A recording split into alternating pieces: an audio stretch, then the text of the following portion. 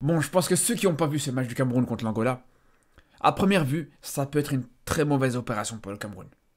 Ceux qui ne sont pas intéressés un petit peu au contexte de ce match-là, au contexte de ce groupe, ils vont se dire, voilà, le Cameroun se fait accrocher par l'Angola. En plus de ça, le Cameroun menait au score. Et l'Angola est revenu dans le match. Mais au final, on se rend compte que le Cameroun ne fait pas une si mauvaise opération que ça. Et ça à tous les niveaux. Que ce soit au niveau comptable, au niveau des points qui ont été pris dans ce groupe, et au niveau du statut du Cameroun dans ce groupe-là. Et surtout, dans le contenu du match. Je vous dis la vérité, les gars, dans le contenu du match, alors il y a beaucoup de choses très mauvaises, il y a beaucoup de choses qui ont été négatives, bien sûr, dans ce match du Cameroun, mais il y a des choses aussi positives. Et je pense que même s'il reste encore beaucoup de travail pour les Camerounais, il y a encore énormément de travail, ça n'empêche pas qu'on a vraiment l'impression que cette équipe du Cameroun, elle n'a pas dit son dernier mot. Elle a vraiment pas dit son dernier mot, et encore une fois, pour la centième fois, je vous le répète, il faut pas enterrer cette équipe du Cameroun en vrai. Alors déjà, ce qui est fou, c'est qu'avec ce match nul contre l'Angola, le Cameroun arrive à se mettre en tête de ce groupe. Alors, ne me demandez pas comment c'est possible, mais le Cameroun a réussi à s'en sortir après cette trêve internationale, à être premier de ce groupe. Le Cameroun a réussi à passer devant la Libye. Alors, la Libye a perdu contre le Cap-Vert, le Cameroun a gagné contre le Cap-Vert sur le match précédent, mais ce qui est fou, les gars, et encore une fois, je le dis, je le répète, c'est surréaliste. C'est surréaliste quand on voit le contexte de la préparation de ce match, justement, et de ces matchs contre le Cap-Vert et contre l'Angola, qui étaient peut-être les équipes les plus relevées, peut-être les adversaires les plus durs à affronter pour le Cameroun. Aujourd'hui, on se rend compte que voilà, le Cameroun s'en sort très bien. 4 sur 6 sur ces deux matchs, dont un match nul contre l'Angola à l'extérieur. C'est pas du tout, au final, une mauvaise opération, loin de là. Et pourtant, on va être honnête, ce match du Cameroun contre l'Angola, il est loin d'être parfait. Il est vraiment très très loin d'être parfait. On voit beaucoup de limites dans le jeu du Cameroun. Après, c'est normal aussi de voir certaines limites par rapport au fait que t'as un nouveau coach qui vient d'arriver, t'as aussi un coach qui était là depuis des années, qui a absolument rien proposé, t'avais l'impression que à chaque nouveau rassemblement, il découvrait son équipe, t'avais absolument aucun travail qui a été fourni, je suis désolé de la part de Rigo Bersong, donc c'est normal qu'il y ait encore beaucoup de travail. Par contre, là où il y a vraiment un problème, c'est vraiment sur le manque de qualité technique de la part de cette équipe camerounaise. On se rend compte qu'en fait, dans cette équipe du Cameroun, t'as quasiment que des joueurs du même profil. Quand tu regardes rien que l'attaque du Cameroun, t'as Mbemo, Vincent Aboubakar, t'as Bassongo qui était titulaire. Ça, c'est que des joueurs plus ou moins du même profil. C'est des joueurs rugueux, costauds, qui ont de la vitesse, qui sont peut-être puissants, mais qui manquent clairement de technique. Il manque clairement ce petit joueur du côté du Cameroun qui peut apporter cette touche technique, cette vivacité sur les côtés, cette percussion. Mais t'as pas ça, t'as que des joueurs du même profil, des joueurs qui vont avec la force plutôt qu'avec la technique, tout simplement. Et ça, c'est un problème dans le sens où, justement, quand on voit qu'il y a cette facilité, il y a une grande facilité aujourd'hui dans cette équipe du Cameroun à chercher la verticalité, à trouver ses attaquants, mais c'est sûr et certain que c'est très compliqué. Combien de fois Mbeumo, il avait un ballon sur le côté droit, mais il manquait justement ce petit coup de rein pour pouvoir faire des différences individuelles. Il perdait énormément de ballons par rapport à ça. Après, on peut pas lui en vouloir. Tu peux pas leur en vouloir à ce genre de joueurs. Parce que c'est pas dans leur qualité de faire ces différences-là, de faire ces petits dribbles. Mais là, où moi je comprends pas un coach comme Marc Brice, encore une fois, c'est que il a un joueur qui est sur le banc. Bon, c'est pas le meilleur joueur à son poste, c'est pas une grande référence non plus, mais t'as un joueur de ce profil qui peut apporter cette percussion. C'est tout simplement Nkoudou. Nkoudou, je suis désolé, quand on regarde sur la CAN, il fait pas du tout de mauvaise canne. Quand tu vois en plus avec l'équipe très compliquée, l'équipe vraiment très limitée qu'on a vu justement sur cette canne du côté du Cameroun, malgré ça, Nkoudou c'est un petit peu de l'eau, faut dire la vérité. Donc là, vraiment, avec un Boubacar qui est de retour, avec un Mbemo aussi qui est présent, avec un milieu de terrain qui est très très bon, on va y revenir plus tard, mais le milieu de terrain du Cameroun actuellement, il est vraiment impressionnant. Mais bref, tu mets Nkoudou dans cette équipe-là, mais ça peut être intéressant. Ça peut vraiment être intéressant. Alors, ok, tu démarres avec Bassogog pour commencer le match. Mais quand tu vois que Bassogog se blesse, à quel moment, faut m'expliquer à quel moment tu préfères rentrer Encham qui va même pas jouer à son poste, qui va jouer en tant qu'ailier gauche, alors que déjà même au milieu de terrain, il a du mal. Quand tu vois que justement t'as Nkoudou sur le banc qui pourrait justement remplacer un Bassogog, moi je comprends pas. Je comprends vraiment pas.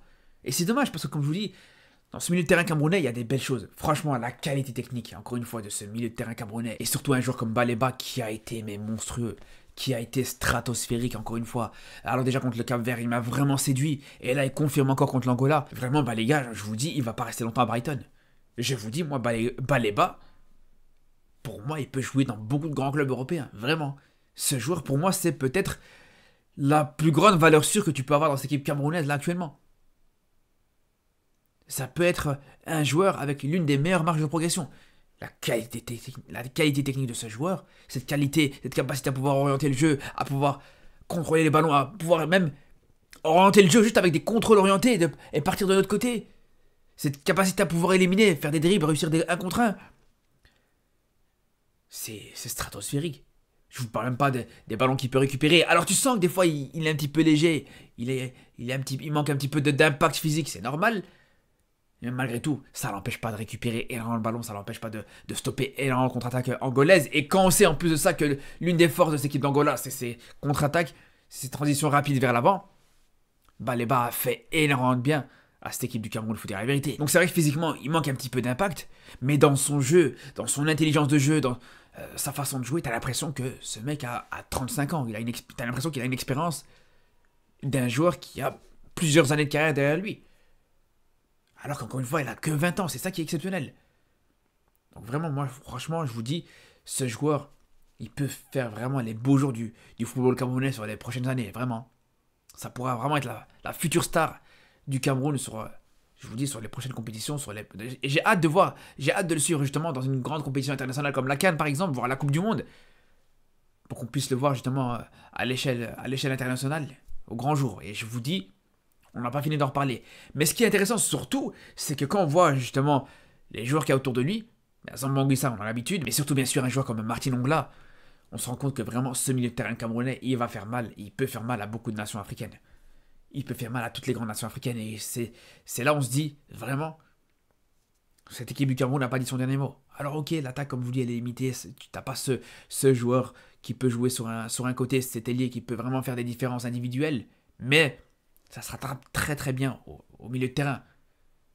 Et là, quand on voit justement cette facilité avec laquelle les Camerounais avaient, cette tendance à pouvoir ressortir proprement, à pouvoir justement aller chercher la verticalité. Il y a plusieurs situations, par exemple, on voit le ballon, il arrive dans les pieds de Baleba et juste derrière, ça enchaîne sur Ongla, et puis juste derrière, ça va trouver Zambo Anguissa un peu plus haut. En plus, comme je disais, après le dernier match contre le Cap-Vert, il y a cette possibilité maintenant pour Zambo Anguissa de se projeter un peu plus vers l'avant, parce que tu as toujours un Ongla ou un Baleba qui reste un peu plus en retrait, qui vient faire les couvertures. Et c'est quelque chose de vraiment intéressant, et on a hâte de voir ça sur les prochains matchs. Par contre, là où c'est un peu plus compliqué, c'est cette ligne défensive. Alors, autant les latéraux, ça fait le travail, ça fait le taf. Quand on voit justement sur ces matchs contre le Cap-Vert ou l'Angola, ça passe encore. Même si d'habitude on sait que c'est une faiblesse de cette équipe du Cameroun. Pareil, en défense centrale, Christopher Roux, il n'y a pas de problème. Très bon défenseur central. Par contre, à côté, je suis désolé, hein, mais NGA2, c'est très limité, les frères. C'est très très limité.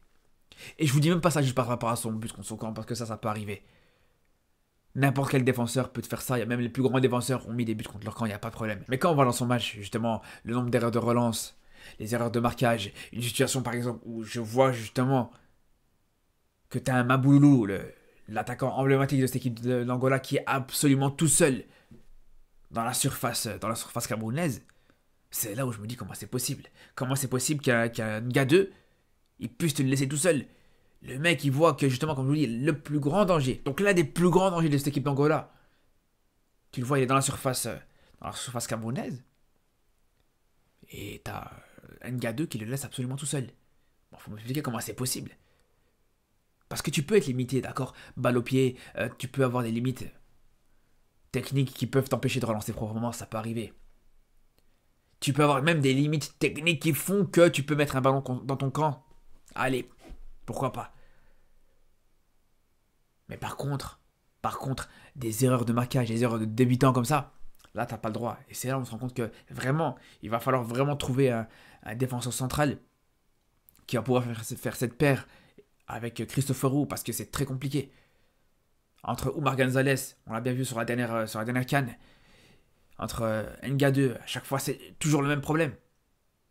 Il manque ce défenseur central, comme je vous dis. Donc bien sûr, il y a encore des lacunes dans cette équipe du Cameroun, mais encore une fois, quand on voit le contexte dans lequel s'est préparée cette équipe, quand on voit justement, encore une fois, on va pas revenir là-dessus, hein, mais voilà, les conflits qu'il peut y avoir entre les dirigeants du football camerounais. Quand on voit que Marc Brice, il vient à peine d'arriver, donc on se dit peut-être qu'il y a des choses à faire avec cette équipe du Cameroun.